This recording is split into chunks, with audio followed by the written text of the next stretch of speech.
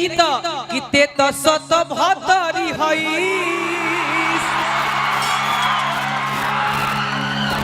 हम जानतानी सौम्या जी कहतरी कि जहाँ जहाँ जाई तहाँ हो जाला मार हो। अच्छा मैं खराब का बा कि गूगल से कम नहीं ढोढ़ी बा हमार हो। अरे जियो एक सेकंड जेकर तू फैन हो कहाँ बा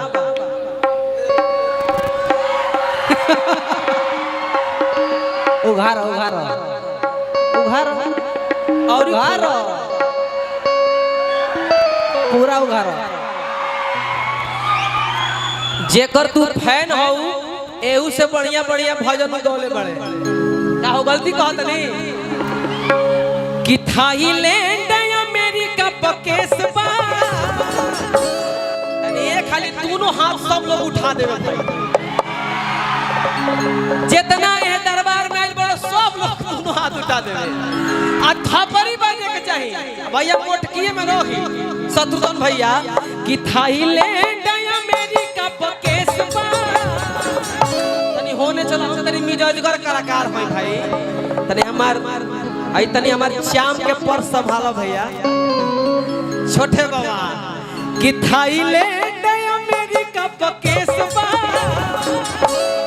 ई केसट ना हो ई असली मंच है जे मंच पर टंच बा उस आदरणीय सन्नी यादव चाचा जी प्रणाम जय हो कि इंग्लैंड से आईली संदेश बा जैसे हम करेंगे अरे कि तोरा ढोढ़ी के गुलाम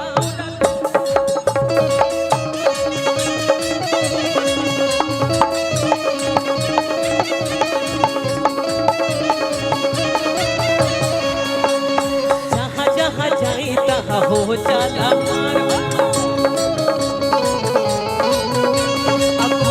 से कम नहीं ढोढ़ी पा हमार हो। थाईलैंड अमेरिका पकेस बा थाईलैंड अमेरिका पकेस बा क्या है टैटू मस्त बा तेरे प्यार का सिला हर हाल में देंगे। अच्छा बिग फैन लाइव पर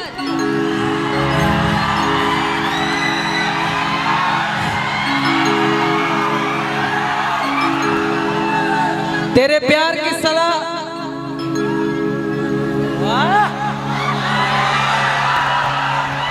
यही असली राजा होता है जब रानी मुंह पोछ दे समझ जाओ कि राजा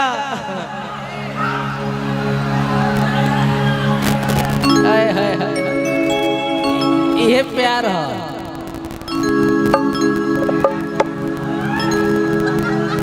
कि थाईलैंड अमेरिका पकेस बा सौम्या जी देखो देखो अरे कि तोरा ढोढ़ी के गुलाम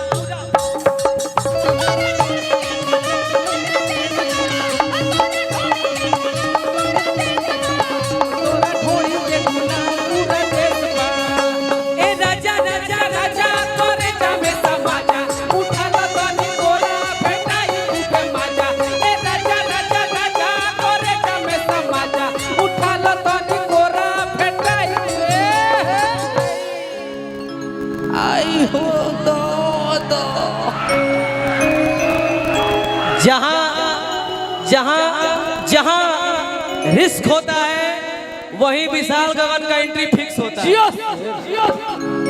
हमनी के आड़ सबके बस के बात नहीं खे तू आड़ ले बड़ू है बहुत बा वाह तू 20 साल से आड़ तरू खाटी भोजपुरिया से हां भाई ए राजा राजा राजा तोरे जामे समाजा उठा लो तनी तोरा भेटाई खूबे मजा ए राजा राजा राजा तोरे जामे समाजा उठा लो तनी तोरा भेटाई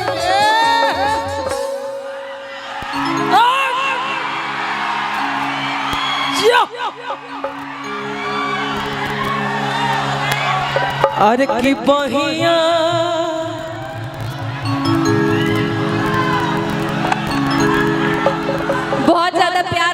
हो क्या? हाँ? ये कुछ नहीं है। ये कुछ नहीं बोल के सब कुछ बोल जा रहा है।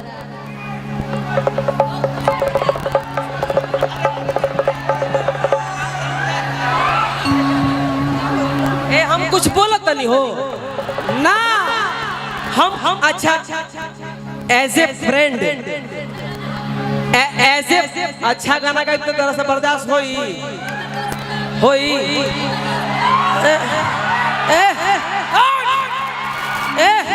कहतर की अच्छा गाना गाओ, लेकिन ई तो किते तो सत भतरी हई।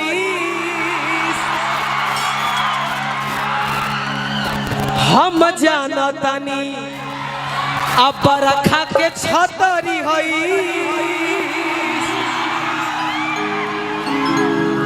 जे जैसन रहेला नु ओकरा के वैसने कहेला, यानी तू हवा एही से तू कहत रहा। तारा लैंग्वेज पे तो कोनो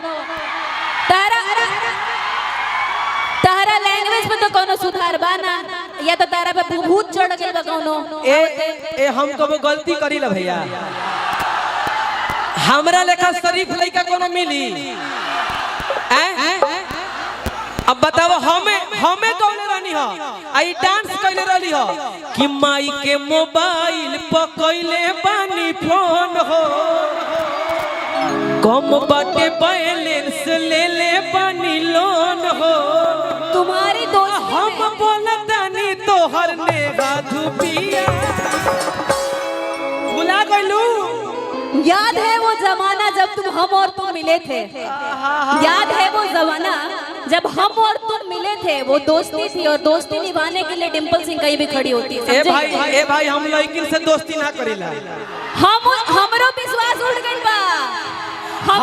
हम आओ सनम और जाओ सनम। अरे की डलवा दे रे मजनुआ तनी 20 रुपया।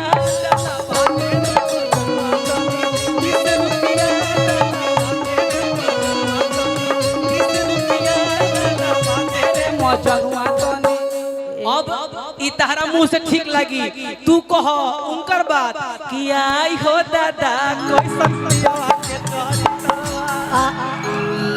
कि आई हो दादा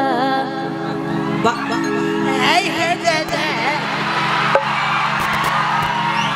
ये आईली ना कोईली फलाना वो कहई। अरे सुन, ये हो ना मैंने कुछ बोला नहीं है, खुद से बकबक किए जा रहा है। ना गईली फलाना वो कहली, इसको कबेले कहत नहीं तो ना गौनी हो। आ कहनी हो